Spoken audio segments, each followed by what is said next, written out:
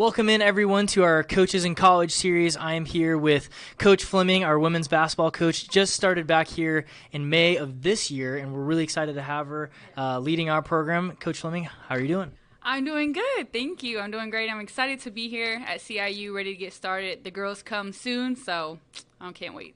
Awesome. Well, we're so excited to see women's basketball back here in the fall and the spring and seeing what you can do and leading the Fleming era from here on out with our women's basketball program. Yeah. But we're going to put that aside, and we're going to actually talk about what you did in college back on the court, which is exciting. So we have a few questions here for you that we're going to go through. So I guess, first of all, just tell us a little bit about yourself, where you're from, and what kind of led you to fall in love with the sport of basketball. Yeah, thank you. Hello, everyone. So I'm from Columbus, Ohio, OH. And what made me fall in love with basketball, I was probably about 10 years old, and I saw Love and Basketball for the first time. And I wanted to be Monica Wright McCall, like immediately. So parents went out, got me a hoop and a basketball, and I realized that I was terrible. And so I joined an AAU team and, got better. And so that's when I first fell in love with basketball. That's awesome. Yeah, there's always that one moment where you fall in love with a sport and you'll never forget it for the rest of your life. So that's really special. So as you continue to grow in the sport, get better, fall more in love with the sport, that eventually led you to college. You went to Columbus State JUCO college for 2 years and then eventually went to Ohio Christian University to finish up your playing career. Take us through that process of deciding to go to community college first and then transferring to OCU. Yeah, so around my senior year of high school, we narrowed down the schools that I was looking at, and it made a lot of sense to go to community college first for me. I didn't have resources to have a car and things like that, and so it was right down the street. I was able to take the bus, and financially it worked out. I paid for 2 years. And had a great time there. And then my sophomore year, I tore my ACL. And so it looked a little bleak after that and wasn't really sure what I was going to do. My future father-in-law at that point was going to Ohio Christian, taking courses online. And he had recommended me, give them a look. And so we reached out and had a tryout and went to the tryout, and the rest is history. So, yeah. That's great. Yeah, the rest was history for sure. So, kind of tell me about OCU. Was when you did your tryout, was that as soon as you did that tryout and you were on campus, was that it, or were there other colleges that you were looking at? Kind of take me through that recruiting process with your coach there. Yeah. So when I went to see OCU, I just knew. I went and did the tryout, and I'll be honest, I had like the time of my life. I probably played the best basketball I've ever played. I felt like it was do or die. And the coach said she liked me, and at that point, she was ready to sign me up for everything, and I was like, let's go. So Mandy Ray was my coach there, and she did a really good job at making sure that I was okay. I didn't stay on campus. I commuted about 45 minutes to school. I was getting married, the next month, and so it was a lot of hoops for me to go through, but she definitely get through that. Yeah, that's awesome. That's really special. So, as you transition from high school basketball to Columbus State and then eventually OCU, tell me about that transition, both from an academic standpoint and also talent standpoint on the court. What did you have to do to adjust to keep up with the bigger and better players that were out there? So I had to get in shape. I was coming off of, like I said, an ACL injury.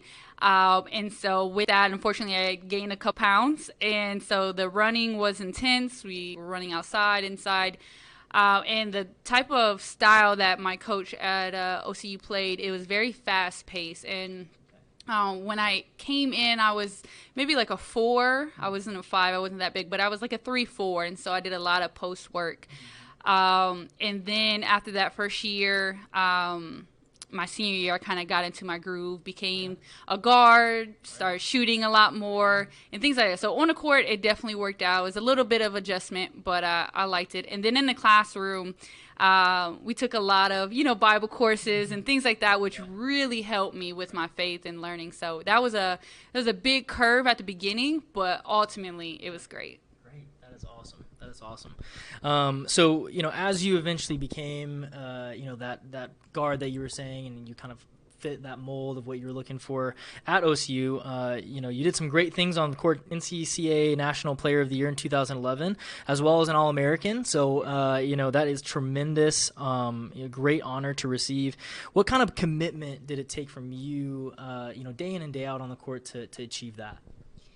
Yeah, so it took a lot of commitment. I actually, the summer of, going into my senior year, we did a lot of work. And when I say we, my husband and I, so he put me through drills and cones, and it was nonstop. And we got to the national tournament my junior year, and and we lost, unfortunately, by 2. So it was heartbreaking, but I really wanted to get back, and I just wanted to be the best version of myself that I could. And so we put a lot of time. The assistant coach there, he helped me with my shot. We fixed my shot a little bit, and so it was a lot. I kind of stopped working a little bit at my serving job, worked 1 day a week, and so I could be in the gym, nonstop. So it took a lot of commitment, and it paid off for me. So.